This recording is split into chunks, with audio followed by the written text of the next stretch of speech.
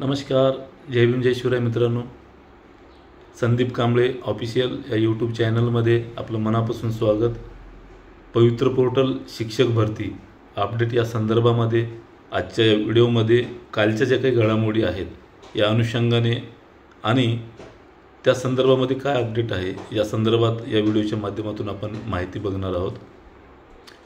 काल एका बाजूला आपल्याला शिक्षक भरती सेकंड फेज याची आतुरता जाहिरातीच्या बाबतीत लागलेली आहे. कधी निवड याद्या लागतील, पसंतीक्रम कधी दिला जाईल, आणि दुसऱ्या बाजूला उमेदवारांच्या मनामध्ये एक अस्थिरता आहे की जिल्हा परिषदेच्या जागा येत नाहीत, त्यासाठी काय करायचं. तर आपल्या सगळ्याला माहिती आहे जिल्हा परिषदेच्या जागा न येण्यासाठी एकमेव कारण आहे ते म्हणजे नवीन संच मान्यता धोरण. आणि जिल्हा परिषदेच्या जागा आल्याही असत्या पण आंतरजिल्हा बदली प्रक्रिया जी आहे ती समोर ढकललेली आहे आणि सेकंड फेज आता लवकर होणार आहे, त्याच्यामध्ये कुठलाही विलंब नाही. त्यामुळं एक प्रकारे दुसऱ्या बाजूला अपेक्षा असलेल्या पेसा क्षेत्रातील भरतीच्या संदर्भात त्याची परवानगी मिळालेली नाही. सुप्रीम कोर्टामध्ये त्याच्यावर स्टे आहे. त्यामुळं याच्यामध्ये मुलांच्या मनामध्ये गैरसमज किंवा एक अस्थिरता निर्माण झालेली आहे की जिल्हा परिषदेच्या जागा येणार नाहीत, इतके लढे देऊन काय अर्थ, अशा पद्धतीचं त्या ठिकाणी मनामध्ये एक जी काही अशांततेची भूमिका आहे ती प्रत्येकाच्या मनात आहे. काल अशाच पद्धतीनं पवित्र पोर्टल सेकंड टेट याचा निकाल लागल्याच्या नंतर राज्यामध्ये अति उच्चतम गुणवत्ता प्राप्त केलेले उमेदवार जे की रयत बांधव, त्या रयत खाजगी आस्थापनेमध्ये त्यांची निवड झाली, त्यांच्या संदर्भामध्ये अनेक दिवसापासून त्या ठिकाणी 8-10 महिन्यापासून कोर्ट केसेस सुरू होते. त्या केसचा निकाल जो आहे तो काल अंतिमता लागलेला आहे. मात्र कोर्ट ऑर्डर जी आहे ते अजून अद्यापही त्या ठिकाणी जनरेट झाली नाही किंवा आपल्यापर्यंत पोहोचलेली नाही, अपडेट झालेली नाही.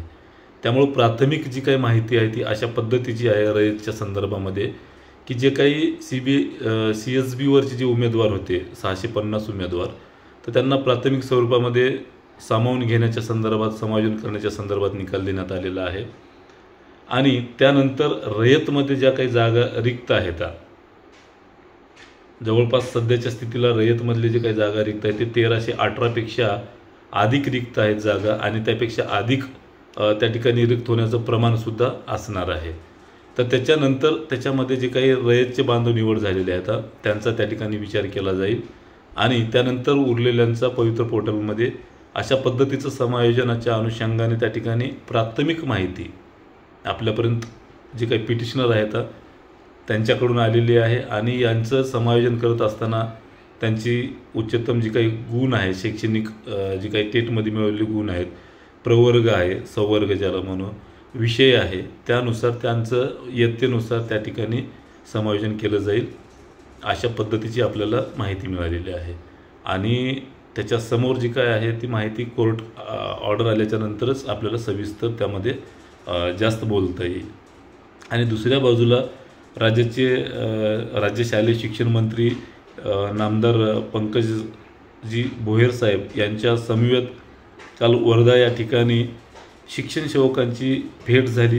आपल्या सगळ्याला माहिती आहे, तो व्हिडिओ आपण यूट्यूबला अपलोड केलेला होता. नक्कीच शिक्षण सेवकांसाठी भविष्यामध्ये अजून थोडासा त्याला जोर जर लावला, ताकद लावली, तर 100% त्या ठिकाणी जे काही रयत शिक्षण सेवक बांधवांचं मानधन आहे त्याचा प्रश्न त्या ठिकाणी मिटण्याची दाट संकेत आहेत. कारण त्या ठिकाणी काही दिवसापूर्वी कामगार जे काही आयोग आहे त्यांच्या माध्यमातून कामगारांचं जे काही पगार आहे ते वाढवण्याच्या संदर्भामध्ये त्या ठिकाणी आपल्या शिफारशी दिलेल्या होत्या.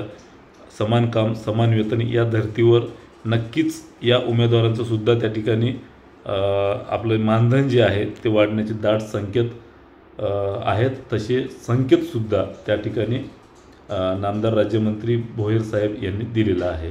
त्यामुळे थोडीशी ताकद लावण्याची गरज आहे. आणि दुसऱ्या बाजूला काल मंत्रालयामध्ये अतिशय महत्त्वाची एक प्रधान सचिव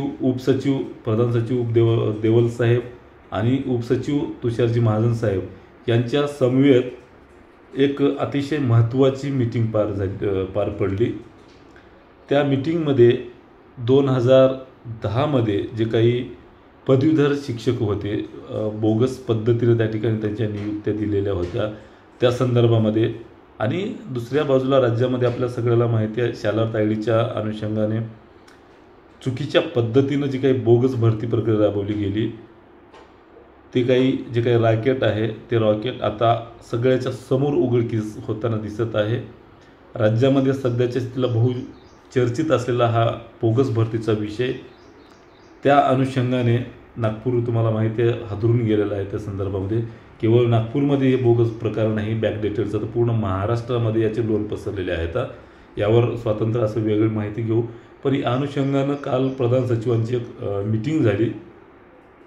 त्याच्यामध्ये 2009चे आणि 2011ला एक बोगस विद्यार्थी दाखवून काही शिक्षक त्या ठिकाणी बोगस भरलेले आहेत.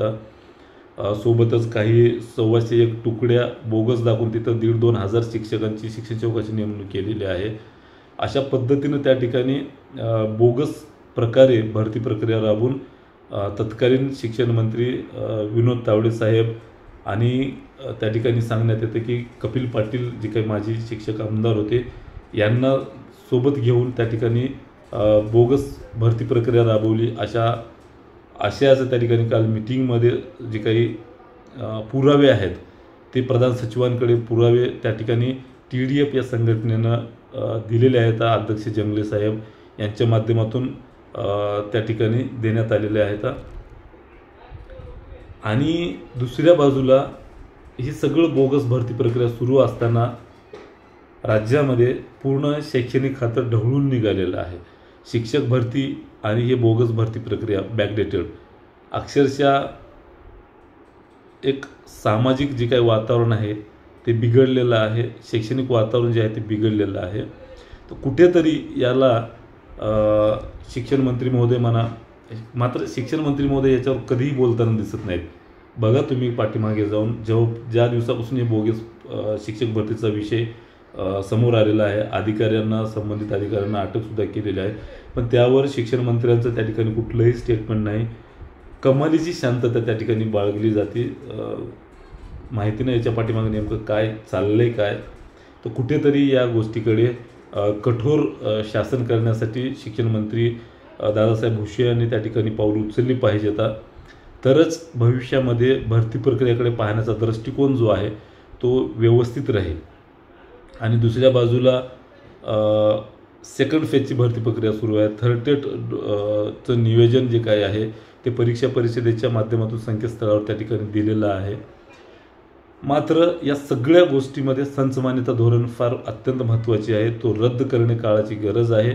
त्यावर योग्य तो निर्णय त्या ठिकाणी वेळोवेळी शासन दरबारी बैठका होत आहेत. मात्र ठोस जो काही निर्णय आहे तो होत नसल्या कारणानं लवकरच आपण त्याच्या विरोधामध्ये त्या 15 मार्च 2024च्या शासन निर्णयाला, नवीन संचमान्यता धोरण याला लवकरच आपण कोर्टामध्ये चॅलेंज करणार आहोत. या अनुषंगाने आपल्या सगळ्याला एक विनंती आहे की आपण आमच्यासोबत कायम सोबत राहत आलात, अजूनसुद्धा आपण सोबत राहावं एवढीच एक अपेक्षा करतो आणि थांबतो. यापेक्षा काही जर वेगळी अपडेट असेल तर नक्कीच व्हिडिओच्या माध्यमातून त्या ठिकाणी आपल्यापर्यंत पोहोचली जाईल. नक्कीच थर्ड टेटच्या अनुषंगाने जे काही त्याचं अर्ज प्रक्रिया आहे या महिन्याच्या एंडिंगपर्यंत अपेक्षित होतं. जवळपास ते अपेक्षित आहे, पण काही प्रश्न उपस्थित झालेले आहेत. प्रश्न असे आहेत की TET जी झालेली आहे त्याच्यामध्ये 786 उमेदवारांचं TETमध्ये जे काही निकाल होते ते राखीव ठेवलेले आहेत. तर ते निकालच्या संदर्भामध्ये अजून कुठलीही कार्यवाही झालेली नाही. नक्कीच त्यांच्या संदर्भामध्ये सुनावणी जी काही आहे ते वैयक्तिक मेल करून त्या ठिकाणी उमेदवाराला घेऊन झालेली आहे, पण त्याच्यावर अंतिम निर्णय काय झाला आहे हे कळलेलं नाही. आणि दुसऱ्या बाजूला TETचे जे काही गुणपत्रक आहेत, मार्कशीट, ते संबंधित ईओनकडे उपलब्ध होणे गरजेचं आहे, कारण त्याच्यावरच आपल्याला टेटचे अर्ज प्रक्रिया भरता येते. आणि दुसऱ्या बाजूला परीक्षा परिषद सांगते की लवकरच आम्ही अर्ज प्रक्रिया घेणार आहोत. मात्र हे TETचे प्रमाणपत्र अजून दिले नाहीत, गुणपत्रक दिले नाहीत. तर ते आपल्याला अर्ज भरताना टेटचा ते गुणपत्रक अपलोड करावं लागते. आता ह्या दोन्हीही गोष्टी न मिळाल्यामुळं कुठेतरी परीक्षा परिषद ही थोडंसं वेळ मारून नेणार आहे का, अशा पद्धतीचं त्या ठिकाणी होताना दिसते की अजून काही अडचणी आहेत जेणेकरून वेळेवर त्या ठिकाणी नोटिफिकेशन द्यायला थोडंसं अडचण जाते. तर बघूया या सगळ्या प्रश्नाची उत्तरं कशा पद्धतीनं परीक्षा परिषद समोर त्याच्यावर कार्यवाही करते. नक्की एवढंच की ज्या दिवशी आपण आयुक्तांकडनं परीक्षा परिषदेच्या आणि अधीक्षक यांच्याकडनं सुद्धा माहिती घेतली तेव्हा त्यांचं म्हणणं होतं की या महिन्याच्या शेवटपर्यंत कुठल्याही परिस्थितीमध्ये आम्ही अर्ज प्रक्रिया भरणार आहोत.